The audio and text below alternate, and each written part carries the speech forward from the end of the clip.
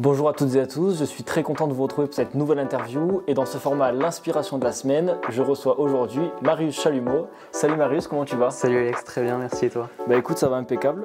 Du coup, merci finalement, c'est toi qui me reçois parce qu'on est chez toi aujourd'hui. Merci à toi d'être venu à Annecy, c'est cool. Ouais, c'est un beau pays, moi ça me plaît de venir ici. Ça va. Est-ce que tu peux pour commencer te présenter rapidement et nous dire ce que tu fais dans la vie? Carrément, du coup je m'appelle Marius Chalumeau, je suis élève ingénieur à l'INSA Lyon, donc en école d'ingé en 3e année. Je fais du génie industriel et à côté de ça j'ai pas mal de projets, notamment dans l'entrepreneuriat, donc on aura le temps d'en discuter. Ouais, on va en discuter pas mal, un peu plus en profondeur. Dans une première partie, on va un petit peu voir ton parcours, du coup, jusqu'au moment où tu as commencé à entreprendre. Okay. Donc, tu étais au lycée en option scientifique et pendant ta terminale, tu commences à bosser en indépendant sur du service de développement informatique. Alors, j'ai plein de questions à ce sujet, mais pour commencer, est-ce que tu peux m'expliquer ton rapport à l'entrepreneuriat dans ta jeunesse? Est-ce que tu es issu d'une famille d'entrepreneurs ou alors qu'est-ce qui t'a rapproché de l'entrepreneuriat? Ok, alors du coup, pas du tout. Ma mère, elle est anciennement architecte d'intérieur et mon papa indépendant, enfin chef de projet informatique. Donc il y a quand même un lien avec l'informatique, mais du coup, pas du tout entrepreneur. Moi, c'est vrai que je connaissais pas trop l'entrepreneuriat avant que finalement je tombe dedans un petit peu par hasard. Pendant ma scolarité au lycée, je suis tombé malade, donc scolarité un petit peu interrompue, puis il fallait occuper un peu les journées à l'hôpital, et donc j'ai commencé à créer des sites web. Je faisais ça depuis une dizaine d'années, mais je me suis dit tiens, vas-y, il y a peut-être moyen, tu vois, de faire ça pour des associations ou des entreprises. Ouais, au début, c'était juste un kiff. Ouais, tout à fait. Et puis donc, j'ai commencé à bosser pour une association qui m'a dit bon, on a un projet, on te file 150 €. Et puis voilà, bingo, tu commences à développer le site. Donc j'ai fait ça, ça a super bien marché. Puis je me suis dit, vas-y, je vais continuer, et puis contacter des entreprises. Et je me suis occupé comme ça pendant 1 an, et après je me suis lancé. Ok, incroyable. Donc, et à quel âge tu as commencé à vouloir entreprendre? Est-ce que c'est à ce moment-là ou est-ce qu'avant, tu avais déjà eu ce côté où tu voulais un petit peu… Pas du tout. Vraiment, c'est tombé vraiment par hasard. Et puis je me suis un petit peu renseigné sur le domaine de la tech, sur le domaine des startups aussi, et un truc, quelque chose qui est super intéressant parce que je trouve que tu peux monter un projet et avoir de l'impact, et je trouvais ça trop kiffant, et gagner ta vie aussi. Et en tant que jeune, voilà, avoir un bon job étudiant, ça fait toujours plaisir. Et donc voilà, je me suis intéressé à l'entrepreneuriat comme ça, et puis ensuite c'est venu à moi un peu comme une philosophie de me dire j'ai envie de monter des projets à impact, et donc je fonce. Ok, trop bien. Bon, ça, on va revenir sur tous les projets que tu as parce que tu en as plusieurs.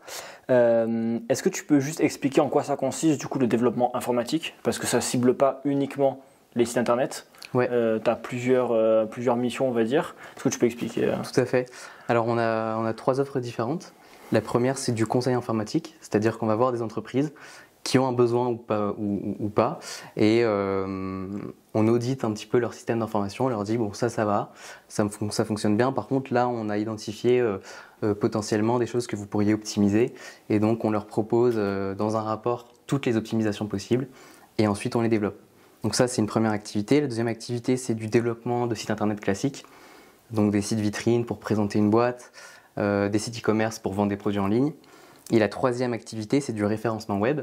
Ce qu'on appelle le référencement, c'est comment est-ce qu'on peut positionner un site dans les moteurs de recherche pour qu'il apparaisse en premier, et ce qui permet du coup de rapporter des clients à l'entreprise. Évidemment, ça c'est toute la partie SEO qu'on entend beaucoup. Exactement. Et on ne sait pas toujours exactement à quoi ça correspond.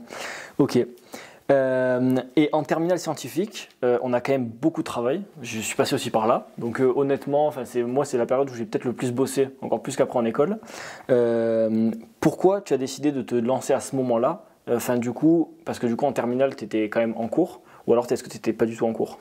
Alors du coup, ma scolarité a été interrompue en première, en tout début de première. Okay.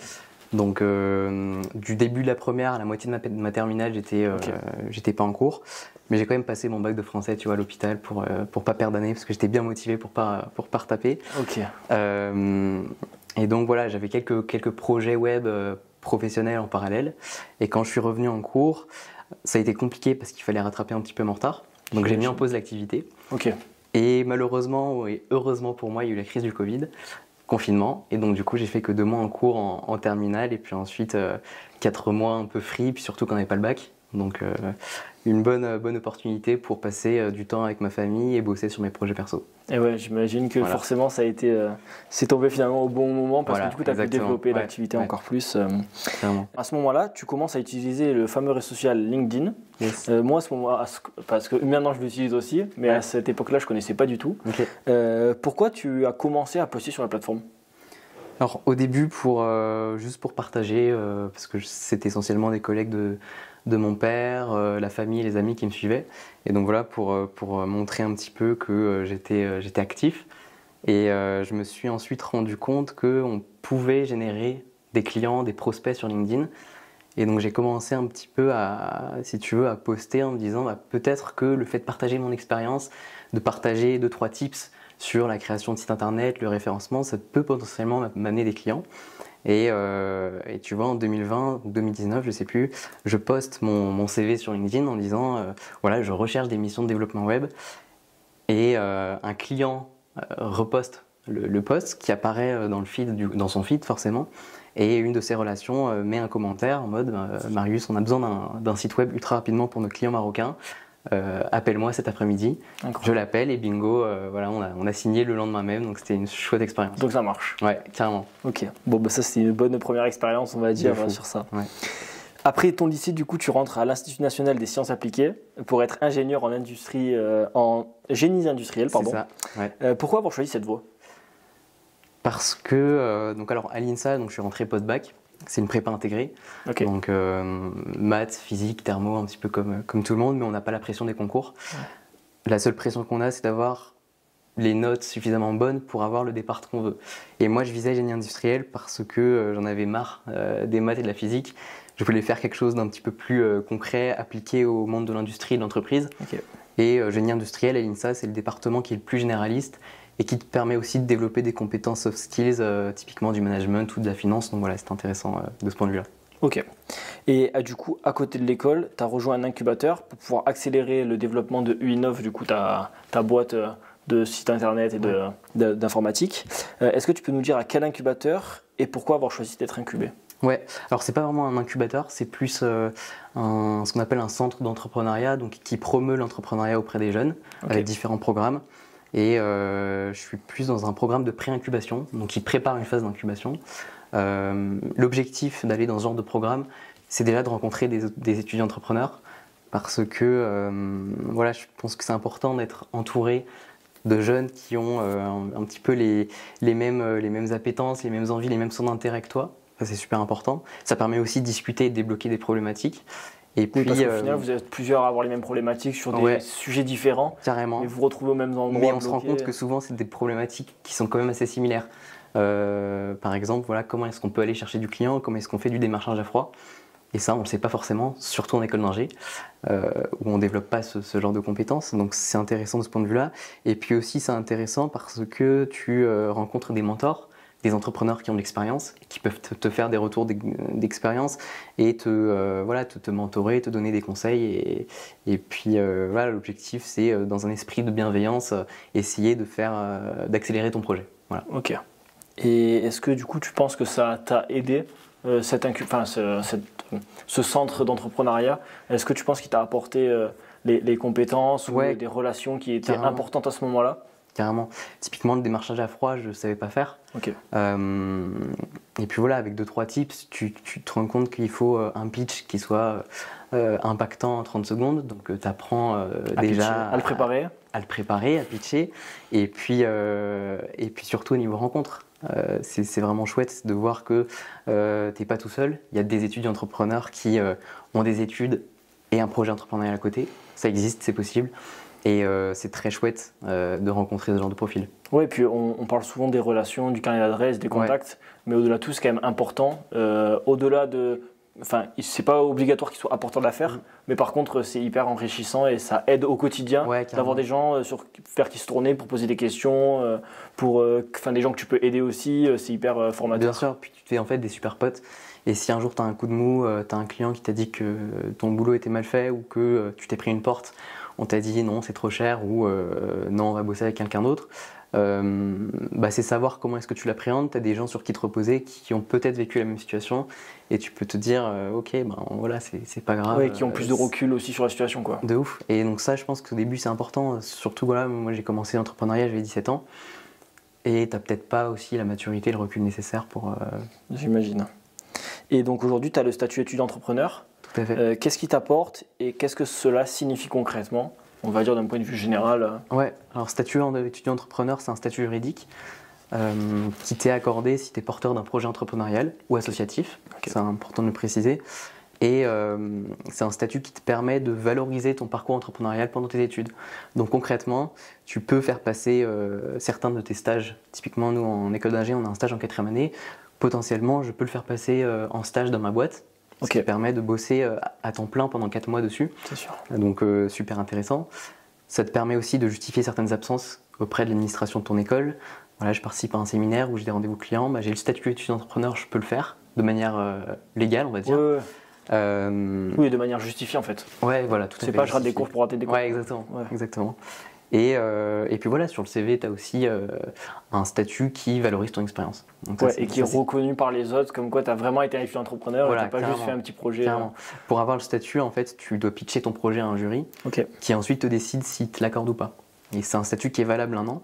Donc c'est pas parce que tu as obtenu le statut une année que tu vas l'avoir l'année suivante. Donc il faut prouver que tu as avancé, que ton projet, même si c'est un autre projet, que voilà, tu es quand même encore actif dans l'entrepreneuriat.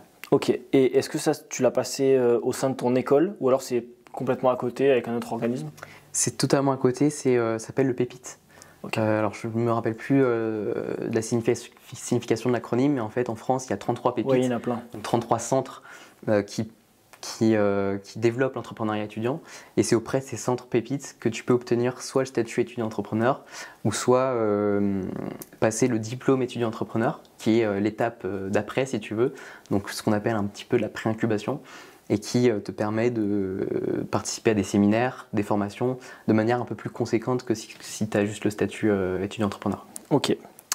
Et donc il y a un peu plus de 4 mois, tu te lances dans une nouvelle aventure entrepreneuriale dans la food tech et tu décides également de te lancer à fond sur LinkedIn en partageant ton quotidien d'étudiant entrepreneur. Pour commencer, pourquoi avoir décidé de documenter ton quotidien et l'évolution de ta nouvelle entreprise et de le partager sur LinkedIn ? Alors, le partager sur LinkedIn, c'est pour montrer qu'on peut entreprendre en étant étudiant. Parce que souvent, on a des réflexions voilà, comment tu fais pour tout gérer, t'es pas à 100% dans ton projet, donc ça peut pas fonctionner. Et j'avais envie de montrer qu'on peut être étudiant, avoir un gros emploi du temps, mais réussir à s'organiser et avoir un projet entrepreneurial, ou plusieurs, parce que c'est mon cas, à côté des études. Et sur LinkedIn, il n'y avait pas beaucoup... alors il y a des étudiants entrepreneurs qui postent de temps en temps, mais il n'y avait pas de personnes qui postaient vraiment régulièrement le quotidien. Et je voulais aussi montrer les côtés à la fois positifs et négatifs de l'entrepreneuriat étudiant, notamment sur l'organisation. Parce que parfois c'est facile de s'organiser parce que tu n'as pas trop de contraintes sur certains projets ou au niveau des cours. Et parfois tu as à la fois les partiels, des rendus clients et des rendez-vous avec des le annulations, projet. des modifications dans le rendez-vous. Et on a que 168 heures dans la semaine et c'est compliqué de tout caler. Donc voilà, je trouvais ça intéressant en tout cas de partager ce quotidien sur LinkedIn. Ok, parce que c'est aussi moi le but de mon projet, du coup, de mettre en avant l'entrepreneuriat chez les étudiants et chez les jeunes de manière générale. Ouais. Mais du coup, c'est hyper intéressant et c'est vrai que c'est rare de tomber sur des jeunes qui postent et de voir concrètement ce que c'est, les galères que c'est aussi, bien sûr. Et en même temps les victoires qu'il y a. Et puis l'entrepreneuriat attire quand même de plus en plus. Mais pour autant, tu vois, j'ai des potes qui me disent j'aimerais bien me lancer, mais soit j'ai pas d'idée ou soit j'ai pas le temps. Et en fait, c'est aussi montrer à ces personnes que avec un peu de détermination, d'organisation et de sacrifice, parce qu'il faut le dire, forcément, j'ai des potes qui sortent 3 fois par semaine, moi peut-être que je vais faire qu'une sortie ou voilà, 3 épisodes Netflix après manger. Non, mais c'est vrai. Du coup, ça passe par des frustrations, des sacrifices, mais d'un autre côté, c'est ça qui me porte aussi, donc voilà. Il faut être passionné. Ouais. Et après, voilà, il faut avoir en tête que quand on se lance, il faut se lancer, quoi. C'est pas je le fais à moitié et puis je vais en même temps avoir du temps, faire autre chose. Et puis il faut passer le step de la motivation, parce que la motivation c'est bien, ça dure un moment. C'est un peu comme quand tu commences à courir, tu te dis ok, je vais courir tous les matins ou tous les soirs. Et en fait, au bout d'une semaine, c'est la régularité qui prime. Tu vas plus courir.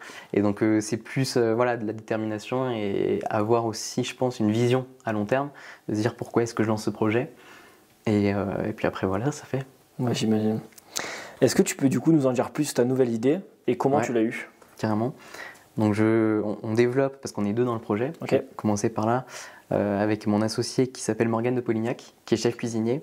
Pour la petite histoire, Morgane, c'était mon prof de chinois quand j'étais en 6e, 5e. Ok. Donc à cette époque, j'habitais à Lyon, lui était prof, et c'était un super prof avec une super pédagogie.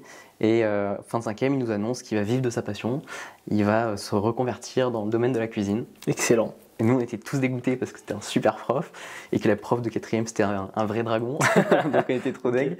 Mais et donc voilà, j'ai toujours gardé son nom en tête. Et puis à 3-4 ans, je me suis dit, tiens, Morgane de Polignac, qu'est-ce qui devient? Donc je suis allé voir sur LinkedIn. Mais avec cette idée de... Pas du tout. Pas du tout. De Là, base, sans idée, vraiment juste pour savoir ce qui était devenu. Ok. Et puis je lui envoie un petit message et le soir même, on était en train de se boire 2-3 pintes au bar à se refaire les 10 dernières années, donc c'était chouette. Et puis l'idée m'est venue cet été quand j'ai tenté la traversée de l'Islande en autonomie totale avec un copain de promo. Et on a eu un gros souci sur l'aspect alimentaire. Parce qu'en autonomie totale, il faut avoir assez de rations pour une vingtaine de jours. Et il y a plusieurs critères dans le cahier des charges, c'est des aliments qui sont nutritifs. Parce qu'évidemment, tu dépenses énormément d'énergie en trek avec un sac qui est lourd et beaucoup de kilomètres que tu fais tous les jours. La conservation, voilà, des produits qui se conservent sans réfrigérateur parce qu'évidemment, tu ne le trimbales pas dans ton sac. Et le troisième aspect, c'était le poids. Voilà, on ne pouvait pas se permettre de partir avec 25 kg sur le dos. On est parti avec 22, donc finalement, on n'était pas si loin. Oui, mais si la bouffe est trop lourde, tu t'augmentes vite, quoi. Carrément. Mais donc j'ai découvert des technologies de séchage qui permettent de retirer l'eau d'un produit. En retirant l'eau, tu retires toute l'activité microbienne et donc ton produit il peut se conserver au sec. Donc ça, c'est un super avantage. Une courgette, ça contient 80% d'eau. Donc tu divises d'autant son poids si tu retires toute l'eau, donc c'était super intéressant. Et voilà, donc on a utilisé des rations lyophilisées, un petit peu comme ils utilisent à l'armée. Oui, et puis tous les aventuriers, ça se démocratise de plus en plus. Carrément. On va dire la bouffe lyophilisée, c'est de plus en plus connu. De fou. Et puis voilà, donc j'avais en tête cette technologie de séchage, mais sans vraiment me dire je peux en faire un truc, vraiment pas du tout. Et puis je me suis souvenu aussi d'un projet qu'on avait fait à l'école sur l'excédent agricole. Donc l'excédent agricole, c'est tous les fruits et légumes qui sont pas achetés par l'industrie, parce que soit les fruits et légumes ils sont moches, ou alors ils répondent pas à des normes de qualité ou de calibre que l'industrie impose. Ils sont difformes, ils n'ont pas la bonne couleur. Exactement.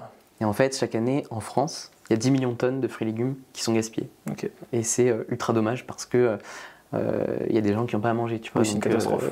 D'un point de vue social et écologique, c'est une aberration. C'est clair. Et donc je me suis souvenu de ce projet-là, puis je me suis dit, mais tiens, en fait, si on récupère ces fruits et légumes et qu'on les sèche, est-ce que justement on ne peut pas réussir à solutionner ce problème? Et donc une première idée m'est venue, donc ça devait être en septembre 2023 à peu près. Okay. Et puis en creusant un petit peu les technologies, le besoin des agriculteurs, et aussi les besoins sur le marché de manière générale, au niveau de l'alimentation, comment est-ce qu'on peut consommer des fruits et légumes séchés, on a identifié avec Morgane le problème des travailleurs qui sont pressés et qui n'ont pas beaucoup de temps pour manger à midi. Aujourd'hui, la pause du midi, elle est courte parce que les gens, soit ils sont pressés, ils sont pris par leur travail, ou alors ils ont envie de passer du temps perso avec leur famille, avec leurs collègues, ou se regarder une petite série. En fait, l'aspect nutrition, c'est plus une action pratique qu'une action plaisir. Oui, c'est une obligation en fait. C'est une obligation. On doit se nourrir, donc on se nourrit vite. Exactement. Tu réponds à ton besoin. Et beaucoup de ces travailleurs pressés, ils se tournent vers des solutions de plats préparés qui sont certes pratiques, prêts en 5 minutes, mais par contre qui ne sont pas savoureux, qui ne procurent pas forcément de plaisir. Et surtout, quand tu regardes la composition de ton étiquette, tu as des additifs, des conservateurs, des arômes, des colorants, donc voilà, des produits qui sont tout simplement pas bons pour la santé. Artificiels totalement. Et puis c'est prouvé, il y a des études qui montrent que ces produits ils peuvent engendrer des soucis de santé, perturbateurs endocriniens, des cancers. Donc voilà, donc on est parti sur cette problématique-là en se disant est-ce qu'on ne peut pas proposer un plat préparé qui soit pratique, savoureux et sain. Donc ça, c'est notre proposition de valeur. C'est essayer d'avoir un impact positif dans le quotidien de nos consommateurs en proposant un produit tout simplement qui est bon. Tu regardes l'étiquette, il n'y a que du produit brut derrière. Ouais. Alors après, il faut réussir à l'industrialiser. C'est une autre problématique qu'on a, mais essayer de proposer le produit qui soit le plus sain possible en réutilisant l'excédent agricole qu'on va venir sécher avec une technologie qu'on n'a pas encore identifiée. Enfin, en tout cas, on a 3 idées de technologie. Maintenant, il faut qu'on prototype pour les tester. Bien sûr. Mais voilà, c'est ça la proposition. Et donc, du coup, quand tu as eu cette idée, c'est là où tu t'es tourné vers Morgan? Tout à fait. Pour lui proposer, parce que lui, il est chef, et pour travailler avec lui.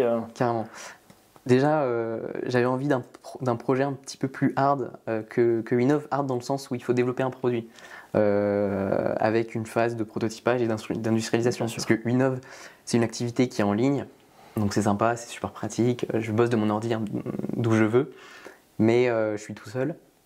Et il n'y a pas cet aspect innovation. Ouais. Enfin, en tout cas, il est beaucoup moins présent. Et donc, avec ce projet, j'avais envie de créer un produit.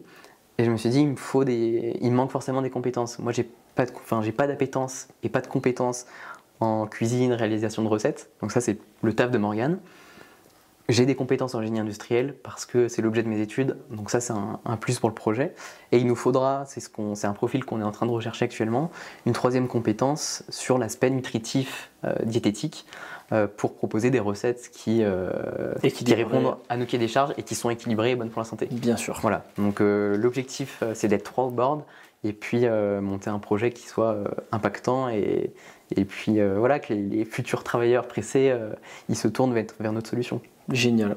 Mais moi, la première question qui me vient en tête, c'est comment tu t'es dit, donc tu as déjà l'école, tu fais du sport à côté, tu as déjà une première boîte, pourquoi tu t'es dit, je vais en faire encore une 2e, tout en continuant à côté ma première boîte, etc. Comment tu as eu la force de te lancer dans cette 2e aventure, et pourquoi avoir choisi de faire une 2e aventure entrepreneuriale? C'est une bonne question. C'est vrai que Winov fonctionne plutôt bien sans que j'ai à faire trop d'efforts. Tu vois, sur les 3-4 derniers mois, c'est exclusivement des personnes qui sont venues à moi par le biais de LinkedIn, notamment. Des recommandations ou des recommandations, tout à fait. Donc je ne cherche pas forcément à faire de chiffres avec, parce que quand j'ai commencé le projet de Foodtech, je me suis dit, ok, je vais vraiment me focaliser dessus. Donc Winov, c'était un petit peu à côté. S'il y a des sous qui rentrent de temps en temps, c'est cool. Mais la priorité est placée vraiment sur la Foodtech. Et je me suis lancé dans la Foodtech parce que j'avais vraiment envie de porter un projet qui ait du sens. Le sens, je trouve que c'est super important, en tout cas pour moi. Et je trouve que développer un produit qui puisse avoir un impact positif d'un point de vue plaisir et surtout santé, parce que moi j'ai eu des gros soucis de santé au lycée, on en a parlé tout à l'heure, c'est vraiment quelque chose qui me tient à cœur. Et donc du coup, c'est un peu mon why, si tu veux, mon why de l'entrepreneuriat, de me dire, ok, je vais lancer un produit qui potentiellement va permettre à des consommateurs de préserver leur santé. Voilà, tout simplement. Ouais, au sens large, ça fera du bien. Carrément. Voilà, donc ça c'est ma force, ma détermination, et c'est ce qui me pousse, tu vois, à organiser ma semaine pour pouvoir avoir du temps pour développer le projet. Ok. Et donc aujourd'hui, comment tu arrives justement à concilier toutes ces activités différentes, que ce soit le sport, les cours, tes 2 boîtes, etc. Comment tu arrives à faire que tes journées, tu aies quand même du temps un petit peu libre, enfin, temps libre on s'entend, mais d'avoir quand même du temps pour toi et d'être aussi focus sur le temps que tu passes sur chaque activité sans avoir la tête ailleurs, parce que c'est vrai que c'est assez compliqué ça, niveau même concentration, etc. Comment tu fais toi? C'était compliqué de trouver l'équilibre. Moi je me suis pris un petit warning il y a 3-4 mois parce que je travaillais trop et mon entourage m'a dit en fait tu te rends pas compte mais tu vas te brûler les ailes. Donc j'en ai pris conscience et maintenant j'ai conscience de ma limite. Donc ça c'est déjà un super truc, tu vois, de savoir jusqu'à quel point est-ce que tu peux bosser. Donc ça c'est cool.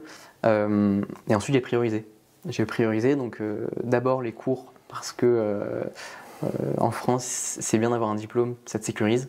Tu sais pas ce qui peut arriver, tu peux tomber malade, tu peux voilà, bref. Avoir un diplôme, c'est super important. Donc ça, c'est la priorité. Avec mon établissement, enfin mon département génie industriel, j'ai négocié un déménagement, ce qui me permet de me libérer, enfin de me décharger de quelques heures. Donc ça me libère un petit peu de temps dans la semaine. Et puis ensuite, la deuxième priorité, c'est le sport, parce que ça fait partie de mon équilibre. Ça me permet voilà, de vider un petit peu la tête, de reset si tu veux un peu de la journée. Et ensuite, une offre food tech, caler les rendez-vous quand j'ai un trou. Tu vas optimiser ma pause du midi. Typiquement, je serai le premier consommateur de mes produits parce que voilà, je mange en 10-15 minutes et puis ensuite je cale mes rendez-vous sur le temps de midi. Et puis le soir, il me reste un peu de temps pour finir mes missions Innov, s'il y en a, ou alors développer la food tech. Et puis le week-end, évidemment, je bosse aussi. Oui, donc tu as un emploi du temps bien chargé. Ouais. Ça doit être assez intense. Ouais, tout à fait. Mais j'ai rajouté quand même, si tu veux, la priorité depuis ces 4 mois au temps perso. Donc je me bloque des créneaux dans ma semaine où je passe du temps avec mes potes, avec ma copine, parce que c'est super important d'avoir un équilibre perso voilà, pour être bien au quotidien. Mais même ça, je trouve que c'est un exercice de bloquer du temps pour ton temps libre. C'est super dur. Parce que moi, personnellement, il y a des fois où je me lève le matin, on est dimanche matin, il est 7h, et en fait, j'ai envie de taffer sur un truc. Mais peut-être que tu peux peut-être te bloquer ce temps-là pour ton temps libre, en fait, t'as envie de taffer. Puis il y a des fois, au contraire, où tu as un temps où il faut que tu sois en mode, on va dire, charbon, parce que tu as un projet client, et puis c'est un temps où, en fait, tu n'as pas du tout envie de bosser. Et ça, je trouve que c'est hyper dur de jongler d'arriver à réguler ces temps. C'est vraiment une discipline qui est difficile à mettre en place, mais je pense c'est important de savoir la raison pour laquelle tu la mets en place. Moi, je la mets en place pour éviter de me retrouver dans la situation dans laquelle j'étais il y a 4 mois, c'est-à-dire overbooké, à faire des journées de 7h minuit à fond, c'est-à-dire vraiment pas une minute pour moi. Et j'ai pas envie de revivre cette situation. Et donc, je sais que pour éviter de la revivre, il faut que je me discipline et donc que je me bloque du temps, soit pour bosser sur un projet perso ou pro, ou faire du sport, ou voilà, donc ou aller en cours. Ouais. Donc c'est une discipline, je sais pourquoi je le fais. Ok, c'est beau et c'est fort. Et du coup, en septembre, tu as intégré un autre cursus d'accompagnement pour les étudiants entrepreneurs. Tu peux nous expliquer ce que c'est et ce qu'il t'apporte aussi ? Oui, carrément. Alors j'ai intégré 2 programmes. Le programme D2E, donc qui, je t'en parlais tout à l'heure, est la suite du statut national étudiant entrepreneur, qui permet d'avoir un accompagnement auprès de mentors, d'avoir des formations sur comment faire un business model Canva, comment faire un business plan, comment faire un prévisionnel financier. Donc ça, c'est des formations qu'on n'a pas en ingé, donc très content de les avoir. En fait, c'est vraiment des formations comme école de commerce. Exactement. Parce que nous, c'est ce qu'on a en école de commerce. Mais du coup, tu as ça à côté des cours. Voilà, c'est ça, tout à fait.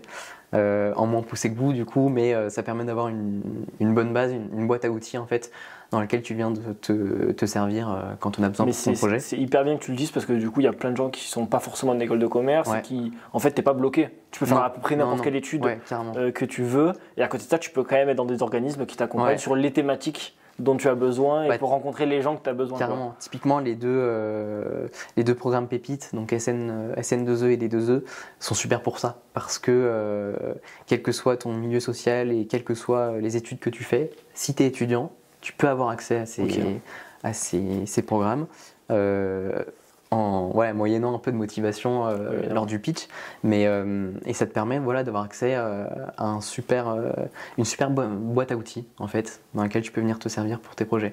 Et donc le programme que j'ai accompagné, que j'ai intégré, le D2E me permet de bénéficier de cet accompagnement, d'avoir aussi des avis extérieurs de la part de mentors qui ont de l'expérience en entrepreneuriat et qui peuvent te dire, qui ont du recul, qui peuvent te dire tu pars dans la bonne direction ou la mauvaise. Après, c'est à toi de piloter ton projet. Évidemment. Mais en tout cas, tu as les clés pour prendre la direction que tu veux.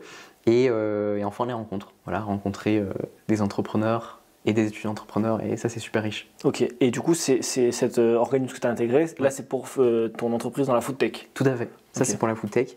Et j'ai intégré un deuxième programme qui s'appelle Lyon Startup. Donc, c'est un programme porté par la métropole de Lyon et la French Tech Lyon-Saint-Etienne, qui sélectionne 100 startups sur le bassin lyonnais. Donc ça, c'était en janvier. Il fallait passer le process de sélection. J'ai été sélectionné dans les 100 startups. Et ensuite, sur 4 mois, tu as des programmes d'accompagnement qui sont proposés par des partenaires voilà, qui te forment au pitch, qui te forment sur la finance d'entreprise, qui te forment sur la levée de fonds. Donc plein de domaines qui sont super intéressants et voilà, quand tu montes ton projet, tu n'as pas forcément une clé, donc c'est chouette d'avoir cet accompagnement. Et il est doublé d'un concours de pitch. Donc ça se déroule en 2 phases. Première phase où ils sélectionnent 50 projets sur les 100. Et ensuite, sur les 50, ils en sélectionnent 10 pour la finale. Et sur les 10, il y a 3 lauréats qui gagnent 10 000 euros. Donc voilà, c'est une super subvention qui te permet de faire du prototypage ou de faire avancer ton projet. Et de développer encore plus vite. Ouais. Et ces organismes, est-ce qu'ils sont gratuits ou est-ce qu'il y a des contreparties Totalement gratuits. Okay. Ouais. Ça, c'est hyper Sauf le statut étudiant-entrepreneur est gratuit. Okay. Le D2E est payant, je crois qu'il coûte 300 euros à l'année. Okay. Et le Lyon Startup est gratuit. Okay. Ouais. Ça, c'est hyper important parce qu'il n'y a pas besoin d'avoir des fonds pour intégrer ces trucs. Ouais. Ça, c'est top. Et du coup, pour couronner le tout aussi, tu reviens du 4L Trophy que tu as fait cette année. Pourquoi ce projet et comment tu as trouvé le temps d'organiser ça en plus de tout ce que tu fais? Le 4L Trophy, c'est un projet de longue date parce que je me suis lancé dans l'aventure il y a 2 ans. Okay. Donc j'avais pas le projet Food Tech et puis voilà, mais ouais, c'est un chouette projet parce que déjà ça te permet de voyager, de découvrir le Maroc, une culture que je connais pas du tout. Alors j'ai visité à 2 reprises l'Afrique. C'est un continent que j'adore et j'avais trop envie d'y retourner, même si l'Afrique du Nord est un peu différente que l'Afrique noire, mais c'est vraiment une superbe expérience. Et il y a l'aspect solidaire qui est super important au 4L Trophy. De base, tous les participants apportent des fournitures scolaires, sportives et médicales aux enfants du désert. Avec une association. Avec une association, l'association Les Enfants du désert justement. Fondée par Laetitia Chevalier, donc super projet. Et tu apportes aussi des fournitures alimentaires pour la Croix-Rouge française. Donc ça, de base, tous les équipages le font. Et nous, avec ma coéquipière Mej, on avait la particularité de soutenir en plus une 3e association qui s'appelle À chacun son Everest, fondée par Christine Janin, qui a été la première femme française à gravir le mont Everest et qui organise des stages réparateurs pour des femmes qui ont eu un cancer. Okay. Ou des enfants qui ont eu un cancer. Donc eux, ils sont basés à Chamonix et ils organisent des stages en montagne. Et on avait très envie de participer sous leurs couleurs pour promouvoir un petit peu leurs actions et surtout leur apporter une petite aide financière à notre échelle. Donc voilà, la vente de la 4L va servir à les financer un petit peu. Génial. Donc, on est super contents. Donc ça, c'était plus un projet passion du coup que t'as fait dessus avant. Totalement. Puis voilà, pour se faire kiffer, profiter un petit peu. C'était chouette de prendre le soleil marocain pendant que les potes étaient en cours. Carrément. Dans le froid hivernal à Lyon. Ça, c'est un projet plus full kiff. Voilà, de ouf. Donc aujourd'hui, on peut le dire, tu es passé à l'action de multiples manières, en créant des boîtes, en réalisant des projets.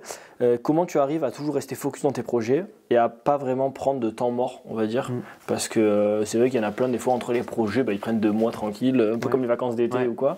Comment tu arrives toi du coup justement à tout le temps enchaîner? T'as besoin de ça? Ouais, je pense que j'ai besoin de ça, c'est un peu mon mode de fonctionnement, d'être un petit peu toujours occupé. Et puis voilà, je me lance aussi des projets dans lesquels j'ai envie de m'investir. Ça, c'est super important d'avoir l'envie et la détermination et puis la vision. Voilà, pourquoi je me lance de la food tech? C'est pour avoir un impact positif. Pourquoi je me suis lancé dans l'Unnov? De base, c'était pour gagner un peu de sous, pour pouvoir profiter un petit peu. Pourquoi je continue mes études? Parce que un diplôme en France, c'est super important et que d'un autre côté, les études génie industriel m'intéressent. Donc voilà. Pourquoi je fais du sport? Parce que ça me fait du bien. Donc voilà, il y a toujours, tu vois, une raison, une justification au projet dans lequel je m'engage. Et puis ensuite, c'est de l'autodiscipline, c'est se fixer des deadlines. Et puis voilà, faut avancer. Carrément. Donc tu dis très bien que pour être entrepreneur, il ne faut pas être surhumain ou avoir l'idée du siècle, mais il faut de l'organisation, de la motivation et il faut foncer. Ouais. Comment tu as eu tout ça toi? Du coup, cette motivation, cette organisation et cette envie du coup de foncer surtout si ta famille n'est pas une famille entrepreneur qui a cette on va dire, mentalité-là qu'il faut. Je pense qu'il y a eu un gros changement dans ma personnalité, dans ma mentalité quand je suis tombé malade. Okay. Parce que quand tu tombes malade à 16 ans, 17 ans, c'est l'âge où normalement tu sors avec tes potes. où tu découvres la vie étudiante. Carrément, tu profites de la vie. Et voilà, être isolé un an à l'hôpital, c'est pas facile. Donc il fallait s'occuper. Et puis moi, je l'ai pris avec beaucoup de positivisme. Je suis de nature, de manière générale, un peu optimiste. Et donc, je l'ai pris ça vraiment comme voilà, une épreuve de la vie qui, sur le moment, est pas du tout agréable et vraiment pas facile à traverser. Mais maintenant, avec du recul, je me rends compte que ça m'a appris énormément de choses. J'ai aussi un autre regard sur la vie. Je profite énormément de chaque jour. C'est aussi pour ça que je suis un peu foufou et que j'ai plein de trucs. Mais c'est parce que j'ai envie de profiter à 3000%. Ouais. Et parce que tu sais que la vie, des fois, peut tenir à un fil et qu'il faut être à fond dans les projets. Tu sais pas ce qui peut t'arriver. Donc voilà, c'est de profiter, pas avoir de regrets. Et je pense que cette détermination, elle vient de là. Ok. Et quels sont les enseignements que tu as tirés du coup de toujours avoir foncé depuis la terminale, depuis le premier projet que tu as lancé? Est-ce que tu as des enseignements que tu as retenus ou pas? Ouais, alors le premier, c'est de garder du temps perso. C'est super important de profiter de sa famille, de profiter de ses potes, parce que voilà, les relations humaines, elles sont pas acquises, faut les entretenir, et c'est ça qui te nourrit. Clairement, tu te nourris vraiment des autres, je trouve, et donc ça c'est super important. Et puis c'est aussi de se dire voilà, si tu as une idée, si tu as une idée, faut pas se dire que c'est pas possible. Il faut essayer de voir le côté positif du truc, qu'est-ce que ça va pouvoir t'apporter. Et avec un peu de détermination, voilà, c'est l'étincelle, il faut y aller, quoi, faut foncer. Et au pire, ton idée, elle fonctionne pas, t'abandonnes le projet, c'est pas grave. Mais par contre, t'auras forcément appris un truc. Ouais. Donc, ouais, et puis c'est pas obligé, se lancer dans l'entrepreneuriat ou faire des projets, c'est pas forcément monter une licorne qui va péter. Pas du tout. C'est faire son truc, kiffer. Si ça marche, c'est tout bénef. Si ça marche pas, t'as appris plein de choses. Encore plus quand on est étudiant, qu'on est jeune. Et puis, si je peux rajouter un truc, c'est que, alors souvent on entend dire que l'entrepreneuriat c'est monter une start-up, monter une boîte. Je suis pas d'accord. Faire de l'entrepreneuriat, c'est aussi être dans une association, par exemple, en tant que bénévole. Donner du temps parce que tu participes à un projet, c'est participer au 4L Trophy comme on a pu le faire avec Mej, parce que il faut aller chercher un petit peu de sous, faire un peu de communication. Donc en fait, il y a plein de formes d'entrepreneuriat possibles. Et toi, typiquement, ton projet, c'est de l'entrepreneuriat aussi. Tu montes pas une boîte, mais par contre, tu as un projet, tu as des objectifs, tu vas rencontrer du monde. Donc il faut pas se limiter à cette vision d'entrepreneuriat égale entreprise, égale argent. Voilà, c'est un petit peu. Je suis totalement d'accord. Moi aussi, je vois plus l'entrepreneuriat comme le passage à l'action, faire des choses dans sa vie. Un truc qui te fait kiffer. Même un défi sportif, ça peut être sous toutes les formes. Mais c'est vrai que l'entrepreneuriat, c'est hyper large. Et moi, c'est cette idée que je défends avec mon projet. Je parle pas moi que monter une start-up qui va être une licorne et qui va exploser. C'est vraiment mettre en avant toutes les formes d'entrepreneuriat. Et c'est hyper important de le dire, c'est top. Est-ce que toi, tu as des clés pour les jeunes qui ont notre âge et qui n'arrivent pas à passer à l'action? Il faut pas se mettre la pression. Il faut pas se comparer aux autres aussi, parce que voilà, sur LinkedIn, tu vois le gars qui a 2 ans de moins que toi et qui a fait 200 000 balles de chiffre d'affaires. En fait, avec une phrase d'accroche. Voilà, comment j'ai fait 100 000 balles en un mois. Voilà, exactement. Non, en fait, je pense que c'est important de pas se comparer, d'être aligné aussi avec les valeurs qu'on porte, qui sont différentes évidemment d'un individu à l'autre. Et puis voilà, si tu as envie de monter une boîte, tu peux essayer de trouver une idée, il y a plein de trucs à faire. Si tu as envie de monter une asso, de te faire kiffer avec tes potes ou d'avoir un impact, je sais pas, dans le domaine de la santé ou de l'humanitaire, encore une fois, il y a plein de choses à faire. Donc voilà, c'est plus trouver quelque chose qui te plaît, qui t'anime, qui va te pousser à bosser dessus de manière un peu régulière. Et puis ensuite, pas d'hésitation, il faut foncer. Voilà. Ça, je suis d'accord, parce qu'il y a aussi moi le côté... le passage à l'action, je pense qu'il vient quand tu es passionné. Ouais. Et que, du coup, quand tu as vraiment envie que ça déborde, du coup, tu passes à l'action. Ouais. Et il ne faut pas se sentir obligé, justement, de se dire il faut que je fasse un truc parce que les autres font, ou parce qu'on me dit que c'est bien ou quoi que ce soit. C'est vraiment, si ça vient des tripes, il faut le faire. Ouais. Et si ça ne vient pas des tripes, il ne faut pas s'obliger, il ne faut pas se mettre la pression, tu l'as très bien dit. Il ne faut pas se forcer, parce que... ça rejoint un peu la motivation, tu vois, tu as de la motivation pour lancer un truc, mais ben voilà, au bout d'un mois, qu'est-ce qu'il en reste? Voilà. Ouais. Donc faut vraiment trouver un truc qui t'anime et voilà, un projet sur lequel tu sois prêt à passer un peu de temps et après c'est source d'apprentissage, de rencontres et c'est super chouette. C'est clair. Ouais. Maintenant, je vais te poser 3 petites questions sur l'entrepreneuriat de manière très générale. D'accord. Est-ce que tu penses que l'entrepreneuriat est ouvert à tous? Oui. Oui, c'est ouvert à tous. Aujourd'hui, l'entrepreneuriat se développe énormément.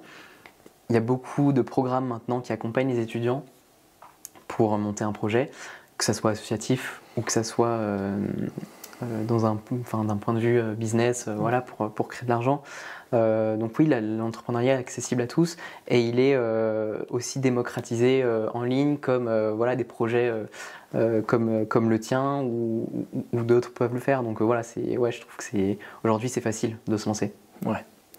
Et donc selon toi, est-ce qu'il y a un âge parfait pour entreprendre? Est-ce que c'est mieux d'entreprendre en étant étudiant? Est-ce que c'est mieux d'entreprendre à la sortie des études parce que du coup on a plus de temps? Ou est-ce que c'est mieux carrément après un CDI avec du recul parce que même si toi tu entreprends en étant étudiant, tu peux avoir un avis un peu plus général C'est une discussion que j'ai eue avec ma mentor du centre d'entrepreneuriat de mon école. Okay. Et en fait, il n'y a pas de bon moment pour entreprendre. Et du coup, tous les moments sont bons pour entreprendre. Quand tu es étudiant, tu as tes contraintes d'emploi du temps d'étudiant, donc tu as tes cours, tu as les sorties avec les potes, donc ça, on pourrait se dire que c'est pas compatible. Quand tu es jeune actif, tu as ton taf. Souvent, voilà, tu travailles beaucoup, tu n'as pas forcément envie de bosser sur un projet à fond, tu as envie de profiter aussi de tes premiers salaires le week-end ou le soir, donc c'est pas forcément le bon moment. Ensuite, vers la trentaine, on peut se dire que tu commences à avoir une vie de famille avec une copine, les enfants, etc. Donc, pas forcément de bon moment aussi. Et puis la cinquantaine, c'est tout pareil, tu vois, t'as ta famille à vivre. Donc, en fait, non, je pense que c'est un truc que tu ressens. Si t'as un projet qui t'anime, comme on le disait tout à l'heure, et ben, faut se lancer et essayer de composer aussi avec les contraintes. Et voilà. Je suis totalement d'accord avec toi. Il y a vraiment des points positifs et des points négatifs à tous les âges, on va dire. Tout à fait. Et il faut vraiment évaluer personnellement quels sont tes points positifs les plus importants, les points négatifs qui te dérangent les moins, pour pouvoir jongler avec tout ça, parce qu'il y aura toujours des contraintes. J'ai parlé des points négatifs du coup à chaque phase de vie, mais tu vois, si on prend les points positifs, en tant qu'étudiant, t'as pas de pression financière. Enfin, en tout cas, pas autant que si tu es jeune actif et que tu dois payer ton loyer, tu vois. Carrément. Mais t'as moins d'argent que si tu as déjà fait des CDI, que tu as la trentaine, ou tu as déjà un bagage financier à côté, de la maturité, des contacts. Il y a des... Donc voilà, chaque phase a ses avantages et inconvénients. Je suis totalement d'accord. Et pour finir, est-ce que tu peux me donner 3 mots pour définir l'entrepreneuriat selon toi? Ok, c'est dur. Ça c'est la question où tu as le droit de réfléchir un petit peu parce que c'est la plus compliquée. Non, en vrai, le premier, il me vient assez naturellement, c'est la passion. Voilà, être passionné par ce que tu fais, ça va t'animer.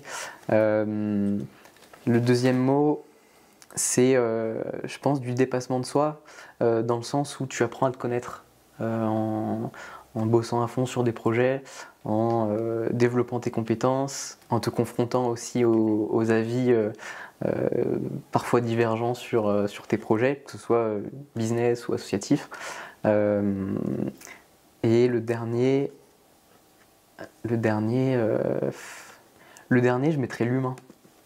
L'humain parce que je pense que c'est la base de l'entrepreneuriat, c'est des échanges. Soit avec tes associés, avec tes clients.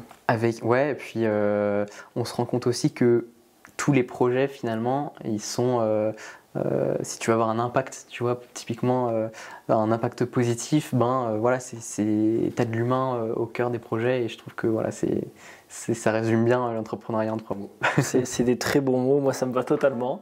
Cool. Merci beaucoup pour cette interview. Merci à toi. Je mettrai évidemment le lien, si jamais vous avez des besoins en informatique, je mettrai le lien de ton site dans la description. Et je mettrai aussi ton profil LinkedIn pour tous les étudiants qui souhaitent justement voir le parcours d'un étudiant qui entreprend aussi. Et puis voilà, merci beaucoup, hâte de voir la suite de tes projets. Et puis on se dit à très vite. Ça marche, merci Lex. Top.